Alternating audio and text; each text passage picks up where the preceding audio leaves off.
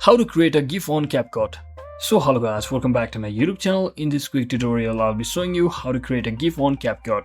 So it's basically a small or short framed video which you can easily create so that you can create a GIF on CapCut. So first thing what you want to do is just open up your CapCut application and click on this new project, and I will simply select any one of the random videos. So let's say I want to select this video over here and simply click on add. So here's what you need to do to create a GIF. Since it's the shortest form of video, you can simply trim it to like 2 seconds or even further if you want. So first let me just select it. So as you can see, I've selected that like 2 or 3 seconds of the video, and you can simply remove the other part.